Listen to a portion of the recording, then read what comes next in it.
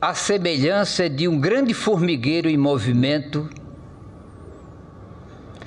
a grande massa humana dirigia-se para o auditório da corte provincial de Cesareia.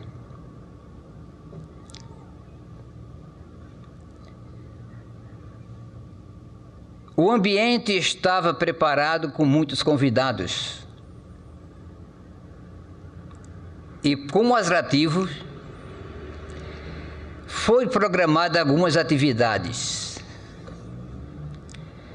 Depois de transcorridas brigas de anões, que eram atrativo também na época, bailarinas licenciosas passavam jogando véu transparente ante as fisionomias lúgubres dos convidados que ali estavam. O ambiente era festivo, era agradável aos olhos humanos, das criaturas que nada podiam enxergar além das formas materiais, além dos atrativos puramente humanos. Era um público convidado, naturalmente, na mesma afinidade. Mas para essa atividade foi convidado Herodes Agripa, governador dos judeus. Pórcio Festo havia sido eleito prefeito daquela província de Cesareia. E ele pensou que deveria dar um presente com grandes atrativos para Herodes Agripa, que conhecia os feitos de Paulo, a sabedoria de Paulo.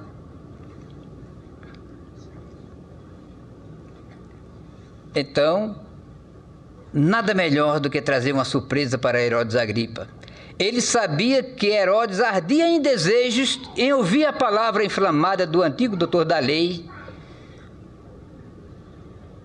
Saulo de Tarso, Paulo, naquele momento. Então, depois de todas aquelas festividades, um sinal discreto feito para um lado, dali surgia, ladeado por 2 soldados, um homem de pequena estatura, calvo. Seu olhar, seu gesto demonstrava os 2 anos de sofrimento que havia passado na prisão, pois que havia apelado de situação para César e só em Roma poderia ser julgado como cidadão romano. Então, ladeado por aqueles guardas, aqueles soldados, dirigiu-se à sala. Imagine como aquele público reagiu. Antes, bailarinas seminuas e dando a risada com os anãos, e chegar um homem meio esfarrapado na sala.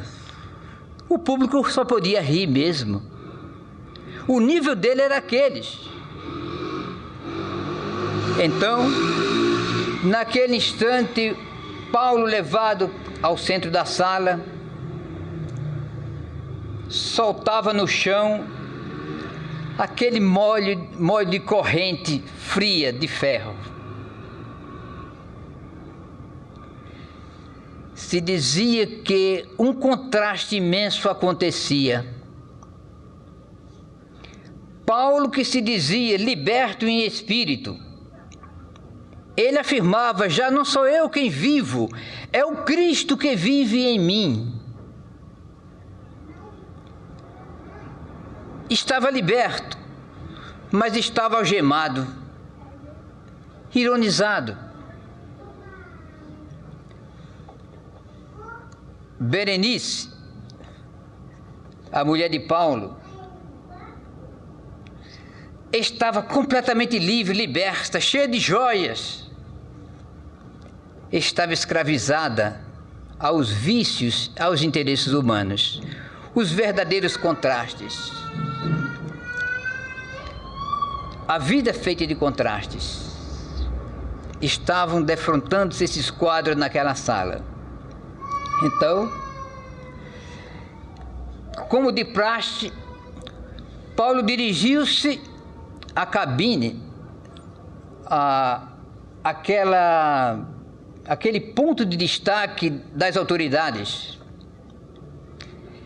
e chegando próximo de Pórcio Festo, que havia sido eleito prefeito, aí disse: ó potentíssimo Festo, como te agradeço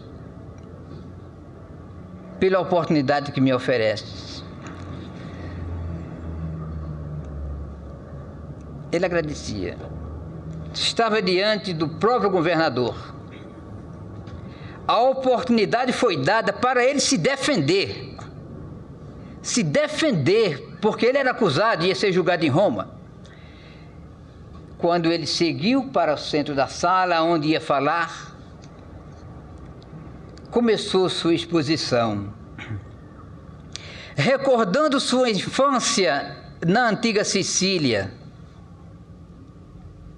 sua infância querida com seus amigos, recordando o dia que se dirigiu ao Sinédrio com outros jovens para estudar a lei, seu entusiasmo de jovem, e lá no Sinédrio, suas experiências, as grandes questões políticas e religiosas que dependiam muitas vezes a libertação ou a condenação de alguém.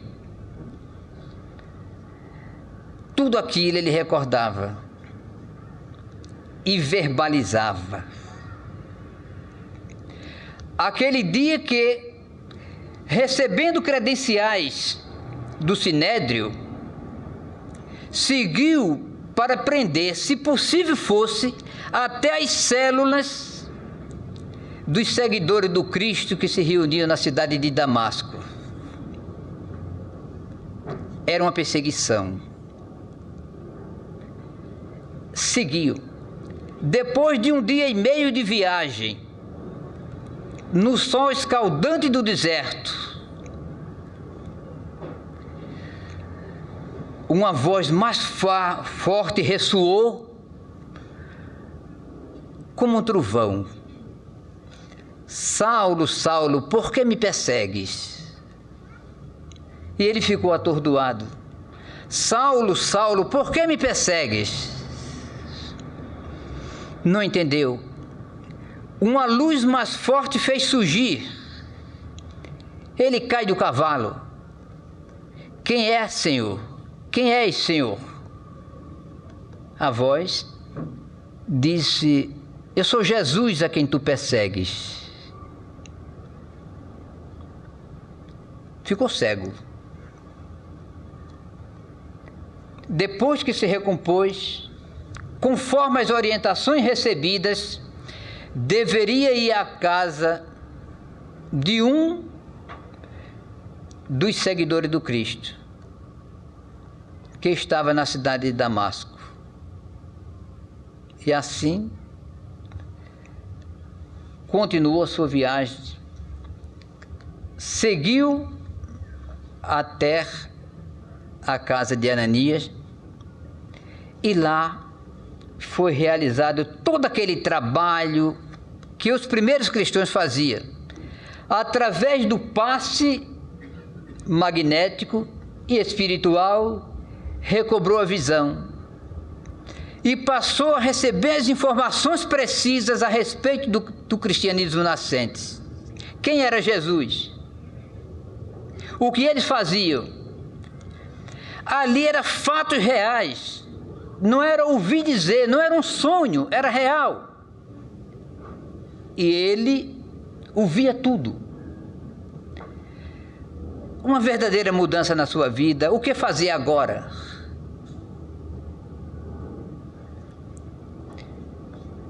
Foi a sua mudança. A partir de então, Paulo muda. Começou sua história. Renunciou a tudo.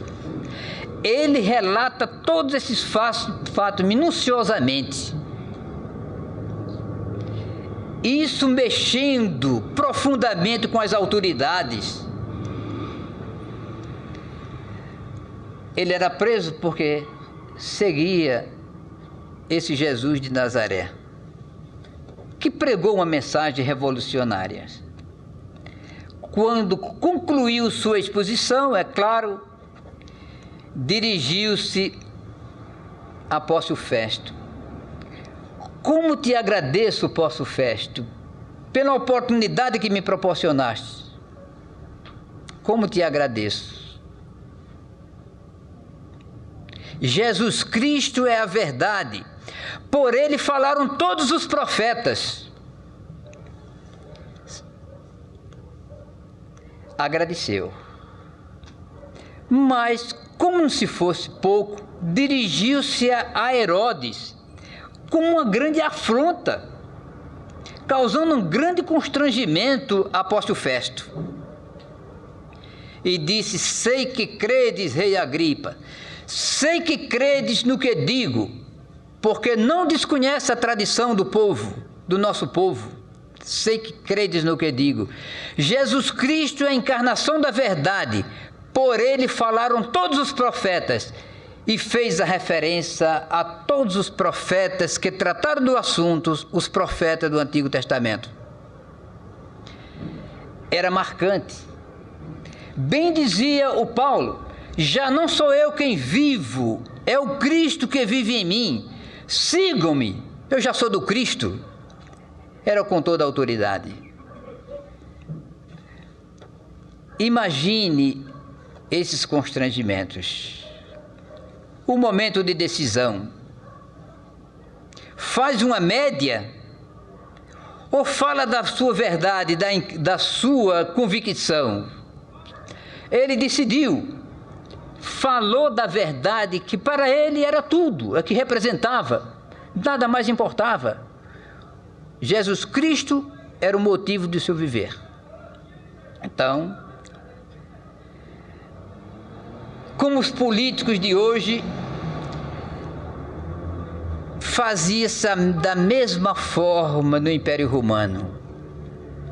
Não todos os políticos. Cada um cumpre o seu papel. Acertar ou errar é problema de cada um. Não é problema de nós espíritas apontar ninguém. Cada um responde pelos seus atos.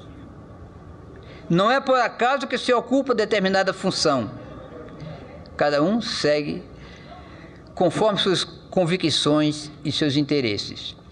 Mas ali, Paulo estava no cumprimento dos seus deveres. Isso incomoda bastante, né? Então, Pórcio Festo tentou atrapalhar a conversa. Saulo, Saulo, as muitas letras te fazem delirar. Não deliro, ó potentíssimo Festo. O que falo é de sã e pura consciência. Jesus Cristo é a encarnação da verdade. Não se negava em nada. Firme. Sabia de seu destino, que seria levado a Roma, porque ele se defendia. O cidadão romano só podia ser julgado em Roma mesmo. Ele era um cidadão romano e foi levado para Roma, sem mudar de convicção. Depois de julgado, um cidadão romano não poderia ser decapitado dentro dos seus limites. Teria que sair dos limites de Roma. E assim procedeu. Diante do carrasco, o carrasco vem daquela figura sem assombro. Qualquer carrasco sabe como se comporta a pessoa que vai ser a vítima. Era convicção pura. Então, o carrasco tremeu. Decapitar aquele homem E ele disse: vai, cumpre com o teu dever. Foi o que aceitaste? E o carrasco deu um golpe, mais outro golpe, e a cabeça rolou. Encerrou sua existência física na Terra para continuar no mundo espiritual com a mesma convicção e influenciando os outros. A vida continua depois do fenômeno morte. E lá, recebido por aqueles que os antecederam, que antes de desencarnar já estava sendo assessorado, porque partiram primeiro. Estevão, o primeiro mártir do cristianismo, foi apedrejado até a desencarnação na sua presença. Friamente ele assistiu aquilo. Abigail, sua noiva, sua futura esposa, acabou-se por completo aquele relacionamento a partir daquele assassinato praticamente que acontecido com seu irmão. Não houve mais clima, se separaram. Abigail continuou durante toda a sua existência no mundo espiritual, acompanhando Paulo na terra e no espaço. A vida continua. Aqueles que se amam podem divergir de pensamentos, de atitudes, mas os laços criados se eternizam. Se encontravam no mundo espiritual para o trabalho. Paulo foi um símbolo para os cristãos. É um motivo de questionamento para todos nós. Aceitar ou não? O momento de decisão. Se perguntar a alguém: qual a sua religião? Não ter vergonha de dizer: eu sou espírita. Se ainda não é espírita, eu sou aspirante a ser espírita. Quem sabe, eu estou simpatizando com o espiritismo, mas seja autêntico. Mas se é espírita, nenhuma conveniência humana pode nos fazer negar de que somos espírita. Assumir a nossa posição verbalmente, afirmando as suas convicções. Mas tem outro aspecto importante também, é a ação. Provar na prática se a doutrina responde, se ele está respondendo ao que a doutrina espírita diz. São os momentos de decisões.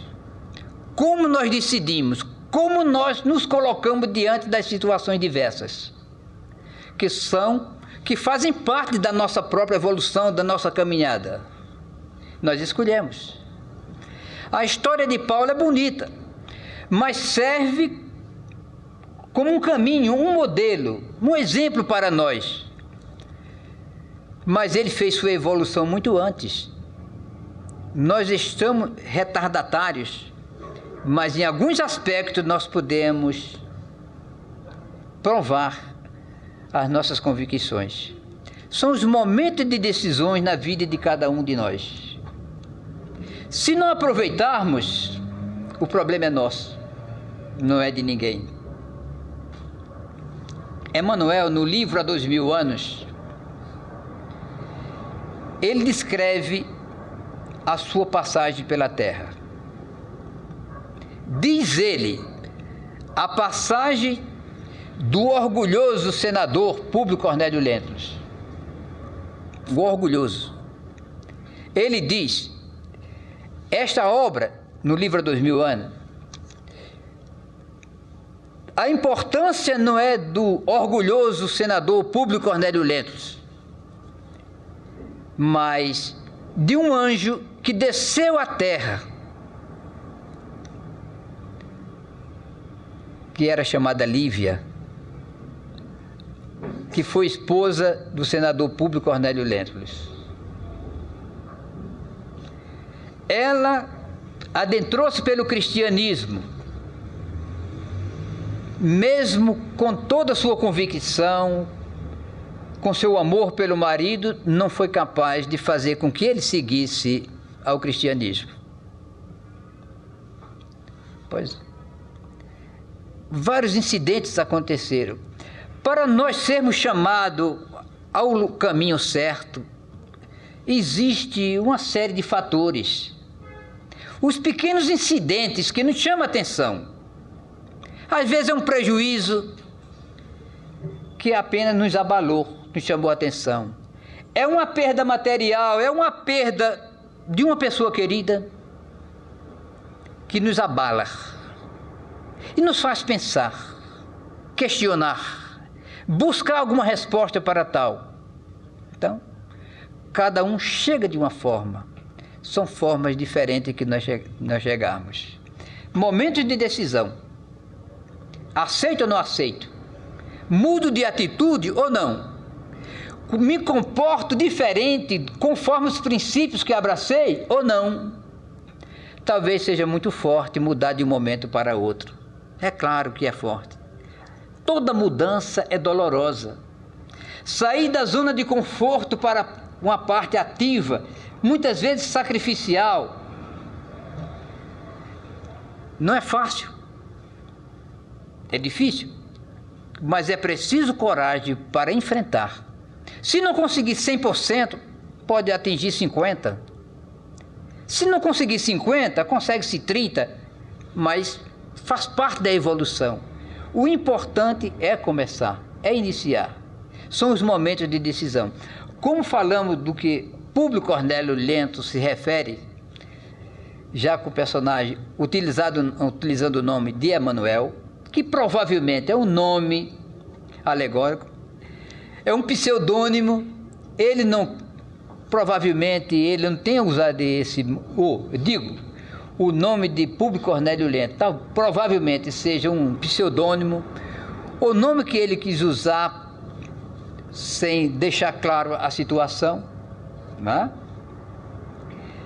Então, ele se refere a isso.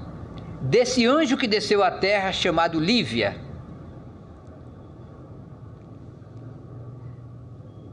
Observemos,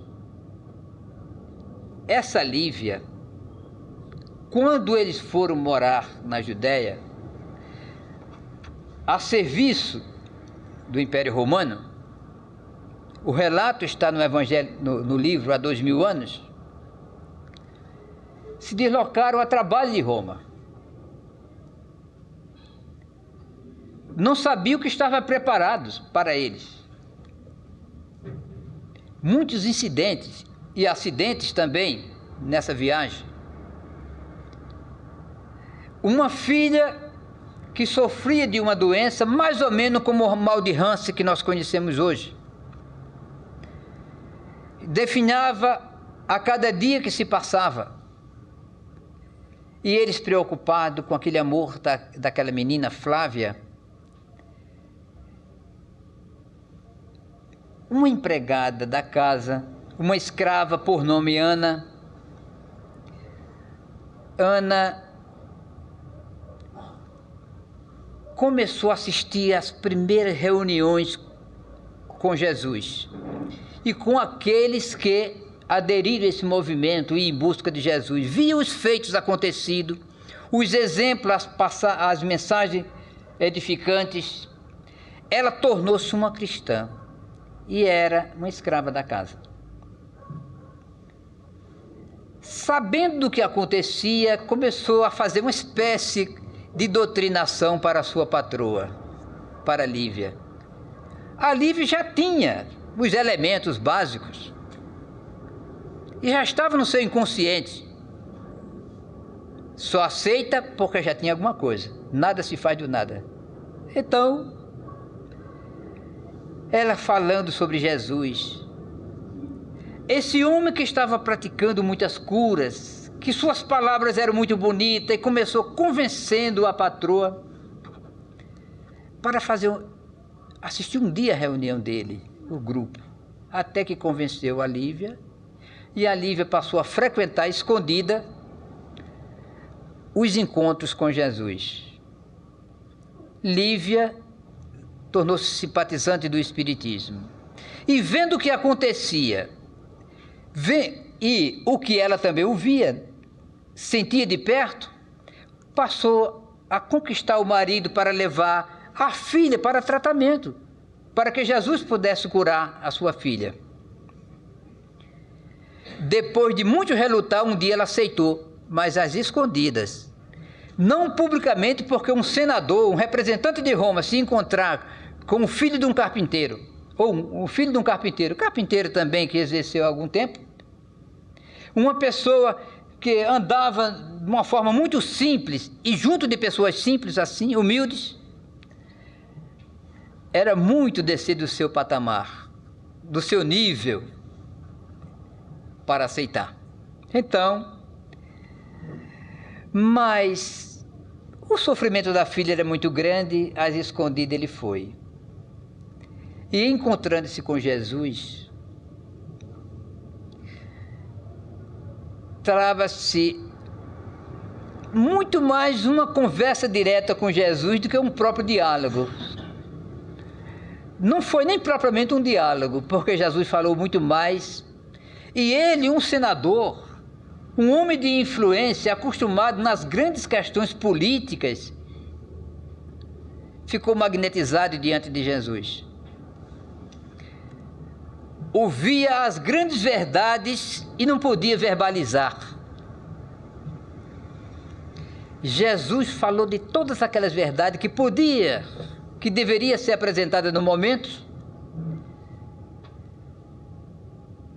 e depois, olha, bondosamente, transbordando de amor, é claro, senador, ou agora ou só através dos séculos, só através do tempo,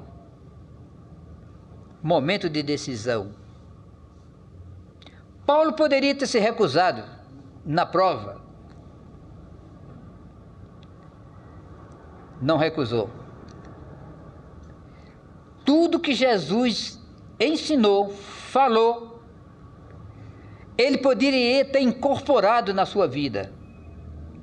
Ele sentiu que era verdade. Mas a semelhança de muitas pessoas que vêm à casa espírita, fazem um tratamento espiritual, se melhora, organiza a vida e depois diz, não vou mais não. Não foi por causa disso não. Deixa a casa espírita assim que fica boa. Assim que se liberta, deixa a casa espírita. Mas se algema em outras questões e termina voltando aqui ou no outro canto, né?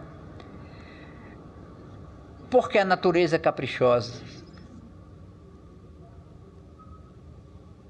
O mundo espiritual trabalha com sabedoria.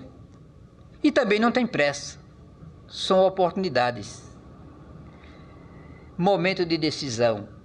Poderia ter decidido, não decidiu. Jesus diz, só agora, senador, ou só através dos séculos. Através de muitos sofrimentos. E aí sua história se marcou com muitos sofrimentos. Momento de decisão. Não teve coragem, mas o tempo se encarregou com sofrimentos, com aprendizados, escreveu o livro há 2000 anos, com o nome de Emmanuel, e que provavelmente, segundo alguns médios, já está reencarnado de novo aqui no Brasil. Momento de decisões. Todos nós passamos por esses momentos, uns mais, outros menos. Uns exigem muito esforço, muita capacidade, outros menos, mas são momentos de decisões. Por conta da acusação de Jesus que ele tinha recebido, já estava preso. A própria Lívia tentou ajudar com sua influência para que Jesus fosse libertado. Através de conhecimento com algumas amigas, buscou a casa de Pôncio Pilatos para justificar a inocência de Jesus. Tentou. comprometeu-se, eu não vou contar a história do livro, justamente por essa insistência para que Pilatos pudesse libertar Jesus. Pilatos reconheceu a inocência de Jesus. As palavras de Lívia tinham peso, mas o seu poder estava em jogo. Não teve coragem. Embora sabendo da inocência de Jesus, usando uma espécie de ritual da época, pediu que trouxesse uma bacia com água. O escravo trouxe a bacia com água. E ele lavou as mãos naquela água, dizendo: de minha parte, não tenho nada a dizer, mas deixo que julguem. O povo foi quem julgou a seu modo. O aplauso das massas quase sempre sai na razão inversa dos valores. Quem podia decidir, não decidiu. O público ignorante decidiu, contribuiu. Então, são os momentos de decisões que nós passamos na vida. Nós costumamos dizer a alguma pessoa que chega com problema na casa espírita, diante de algum conflito, alguma situação constrangedora que para eles um dia é muito tempo ainda, nós costumamos dizer: nunca decida agora. Ore, procure fazer aquilo que os espíritos orientam, continue no seu tratamento, vamos deixando o tempo passar que a espiritualidade se encarrega, mas nunca decida no momento de perturbação. Depois, se você achar conveniente, você pode decidir, mas no momento não vai dar certo. Dá tempo. E durante esse tempo que se passa, muitas coisas podem se esclarecer e a pessoa mudar de atitude. As decisões têm um peso muito grande para nós. Nós somos hoje nós somos o resultado de ontem. As nossas decisões infelizes de ontem fizeram com que nós tivéssemos passado tantos constrangimentos nessa encarnação, estejamos nos arrastando com dificuldade, com sofrimentos grandes, muitas vezes, com os reencontros com aqueles que não têm afinidade conosco. É a lei. As nossas decisões do passado, as decisões infelizes, trouxeram até os dias de hoje o eco, o ressoar dos nossos momentos infelizes de ontem. É assim. Amanhã é o resultado de hoje. As oportunidades que nós temos hoje para repensar nas situações, naqueles que convivem ao nosso lado, naqueles com os quais nós nos defrontamos sempre, vai depender da nossa decisão de hoje. A nossa convicção pelo ideal que abraçamos, a continuidade, depende das nossas decisões de hoje.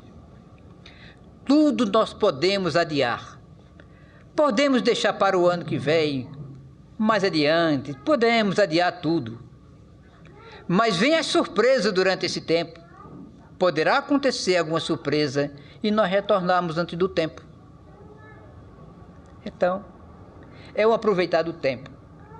Nós somos hoje o que nós construímos ontem. Seremos amanhã o que nós construímos hoje. É a doutrina espírita que está apresentando. Nosso companheiro que iria fazer a exposição da tarde de hoje, é claro que se ele tivesse vindo, nós teríamos nos beneficiado bem mais. ele traria informações melhores a respeito de Paulo. É claro. Mas, como ele não pôde, por uma razão qualquer, que deve ser superior, que é uma pessoa muito responsável e estudiosa, não pôde estar. Então, nós estamos hoje aqui conversando, fazendo reflexões a partir desse personagem central de nossa reunião, o apóstolo Paulo. Esse modelo para nós, pela sua convicção, pelo que representou. Dizemos ainda que nós podemos encontrar de uma forma bem mais agradável, mais completa, tomar o interesse pela obra psicografada por Francisco Cândido Xavier, esse médium extraordinário que nós tivemos a felicidade de viver na sua época. O livro Paulo e Estevão, que trata com a visão mais espiritualizada a respeito da questão do apóstolo Paulo. Então, a doutrina espírita nos facilita esses caminhos, a compreensão da vida, a nossa responsabilidade, o momento de decisão. Como nós vamos decidir? Só nós podemos, ninguém mais. Podemos nos aconselhar com alguém, mas a decisão é sempre nossa. E quem aconselha assume uma responsabilidade muito grande no que está fazendo. Por quê? Se orientar errado, o erro pode não ser de um, será de dois. Então, dentro da casa espírita, tudo tem importância se tivermos uma visão doutrinária. Se falarmos conforme aquilo que a doutrina espírita ensina, que os espíritos orientaram. O que eu acho não tem importância. Importa o que os espíritos ensinaram e que é doutrinário. Então importa para nós. Não acharmos que nós somos donos da verdade. Falarmos conforme a doutrina espírita orienta. Né? Assim nós aprendemos. São os momentos de decisões. Às vezes nós reclamamos da vida por uma coisa ou outra, por um problema de saúde, por um problema que acontece na família, e achamos que o mundo está desabando. Não acreditamos em nada, descremos de tudo, nos perdemos, né? Nessas perturbações que o mundo oferece. Então, é preciso acordar. A casa espírita resolve se nós quisermos. Se nós não quisermos, não tem importância alguma. Tudo só tem importância se nós quisermos. Nenhuma palestra pode valer se nós não estamos dispostos a ouvir. E passar pelo crivo da razão para assumir aquilo que nós achamos que é a verdade. A doutrina espírita abre os nossos caminhos para essa grande realidade, para decidirmos nas horas certas, com mais prudência, sabendo que somos responsáveis por tudo. Nós somos artífices de nossa felicidade, o nosso destino é construído por nós mesmos, não é pelos outros. Gostaríamos de ter podido oferecer uma tarde bem melhor para vocês. Mas nós oferecemos subsídios para conhecer mais, numa visão espiritualidade, da vida do apóstolo Paulo, para que imaginassem sobre esses momentos de decisões que estão na vida de cada um de nós, dos mais simples aos mais complexos. Com isso, nós crescemos. Nós agradecemos pela compreensão e o apoio de todos. Eu fui apenas um veículo. Eu estou falando de coisas que outros companheiros sabem muito mais e têm até mais vivência. Mas durante esse tempo nós nos preparamos, nós mudamos de sintonia, nós esquecemos muitas coisas lá de fora, nós possibilitamos aos espíritos benfeitores que se distribuem pela sala, os nossos espíritos amigos que se aproximam de nós, falando à nossa consciência palavras de ânimo e de esperança, ligando as frases que são expostas verbalmente a um fato qualquer de nossa vida, mostrando novo rumo para a nossa caminhada. Aos amigos espirituais que se distribuem pela sala aplicando passes calmantes, a equipe que se prepara, a modificação do ambiente da sala, porque os fluidos não são positivos nem negativos, são neutros. Os fluidos se modificam pelo pensamento, pela harmonia, pelo somatório de pensamentos positivos, pela harmonia do ambiente, transformam-se os fluidos, tornando-se fluidos benéficos, salutares, envolvendo a todos, preparando o ambiente para o qual a maioria vai caminhar, preparando os passistas que vão aplicar o passe, a sala de preparação, todo esse ambiente relaxante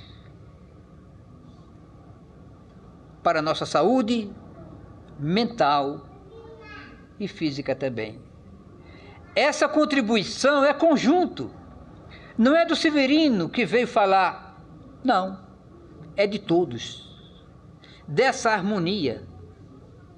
Se nós estivéssemos vendo as pessoas inquietas querendo sair da sala, desatenciosas, nós teríamos encerrado na metade da exposição. Nós permanecemos mais um tempo cumprindo mesmo o nosso horário, com a colaboração de todos. Os méritos pertencem a todos. Como sempre, vamos mais uma vez repetir. O ambiente é bom. O momento é importante. O momento é de decisão para todos nós. Foi isso que buscamos, a paz, a tranquilidade. Eu peço que a mim, a Severino, não aplaudam. Às vezes se aplaude outras pessoas. Eu peço que não aplaudam. Como costumo dizer, em primeiro lugar, eu não mereço.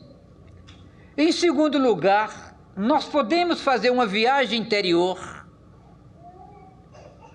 No lugar das palmas, imaginar no familiar que está em casa, no nosso amigo que está em conflitos,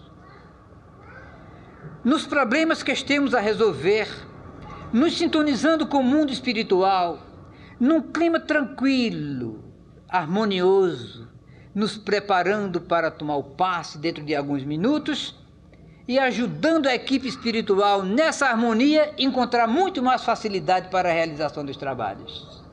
Se algum mérito houve na noite de hoje,